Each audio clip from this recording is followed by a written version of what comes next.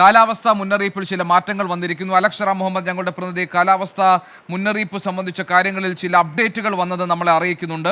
അത് സംസ്ഥാനത്ത് 3 ദിവസം കൂടി ശക്തമായ മഴ തുടരാൻ സാധ്യതയുണ്ടെന്നാണ് അലക്സ് മുഹമ്മദ് തിരുവനന്തപുരത്ത് നിന്നും കാലാവസ്ഥാ നിരീക്ഷണ കേന്ദ്രം നൽകുന്ന അറിയിപ്പ് നമ്മളെ അറിയിച്ചിരിക്കുന്നത്. വ്യാപകമായ ശക്തമായ മഴയ്ക്ക് സാധ്യതയുണ്ട് എന്ന കാലാവസ്ഥാ മുന്നറിയിപ്പ് നിലനിൽക്കുന്നു. വടക്കൻ കേരളത്തിൽ മഴ കനത്തേക്കും.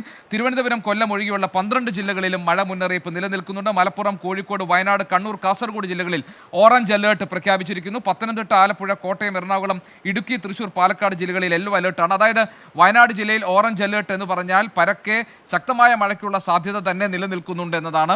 ഇപ്പോൾ തന്നെ ഈ പ്രധാനപ്പെട്ട നമ്മളുടെ രക്ഷാദൗത്യം നടക്കുന്ന ചൂരൽമലയിലും മുണ്ടക്കയിലും അത്യാവശ്യം നല്ല മഴ പെയ്യുന്നുണ്ട്. മഴ എന്നത് ഇപ്പോൾ രക്ഷാദൗത്യത്തിന് തടസ്സമാണ്. മാത്രമല്ല ഉരുൾപൊട്ടൽ സാധ്യത നിലനിൽക്കുന്ന ഒരു പ്രദേശത്ത് മഴ ഒരു കനത്ത ഭീഷണിയും വെല്ലുവിളിയുമാണ്. സൂരജ് സജി ഇപ്പോൾ നമ്മളോടൊപ്പം ചേരുന്നു.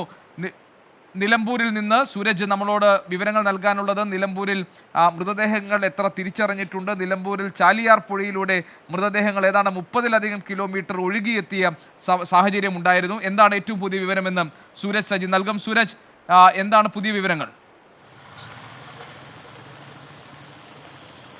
ഗോപികൃഷ്ണൻ, ഇപ്പോഴും ഈ മരണനിരക്ക് ഉയരുന്നു എന്നുള്ളത് തന്നെയാണ് നമ്മളെ ആശങ്കപ്പെടുത്തുന്നത്. ചാലിയാറിൽ നിന്ന് വീണ്ടും മൃതദേഹങ്ങൾ ഈ നിലമ്പൂർ ജില്ലാ ആശുപത്രിയിലേക്ക് എത്തിക്കുന്നതിന് വേണ്ടി ആംബുലൻസുകൾ പുറപ്പെട്ടു എന്നുള്ളതാണ് നമുക്ക് ഒടുവിൽ ലഭിക്കുന്ന വിവരം. ഔദ്യോഗികമായി തന്നെ നമുക്ക് ലഭിക്കുന്ന കണക്കുകൾ പ്രകാരം 71 മൃതദേഹങ്ങളാണ് ചാലിയാർ പുഴയുടെ വിവിധ തീരങ്ങളിൽ നിന്ന് കണ്ടെടുത്തിരിക്കുന്നത്.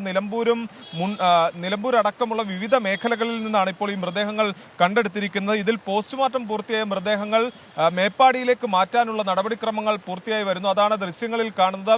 നിരനിരയായി ഈ മൃതദേഹങ്ങൾ മാറ്റുന്നതിന് വേണ്ടി നിലമ്പൂർ ജില്ലാ ആശുപത്രിയോട് ചേർന്ന് തന്നെ നിലമ്പൂരിലെ പ്രധാന പാതയിൽ ആംബുലൻസുകൾ നിർത്തിയിട്ടിരിക്കുന്ന ദൃശ്യങ്ങളാണ് ഇപ്പോൾ നമ്മൾ കാണിച്ചുകൊണ്ടിരിക്കുന്നത്. ഇത്തരത്തിൽ 38 ആംബുലൻസുകൾ സജ്ജീകരിച്ചുകൊണ്ട് ഈ മൃതദേഹങ്ങൾ മേപ്പാടി PHCയിലേക്ക് മാറ്റുന്നതിന് വേണ്ടിയുള്ള നടപടിക്രമങ്ങളാണ് ഇപ്പോൾ സർക്കാർ ഒരുക്കിയിരിക്കുന്നത്. മേപ്പാടി PHCക്ക് പുറമെ അവിടെയുള്ള ഹയർ സെക്കൻഡറി സ്കൂളിലടക്കം ഹയർ സെക്കൻഡറി സ്കൂളിലെ 3 ക്ലാസ് റൂമുകളിൽ പ്രത്യേക ഫ്രീസർ സംവിധാനം ഒരുക്കിക്കൊണ്ടായിരിക്കും ഈ മൃതദേഹങ്ങൾ സൂക്ഷിക്കുക.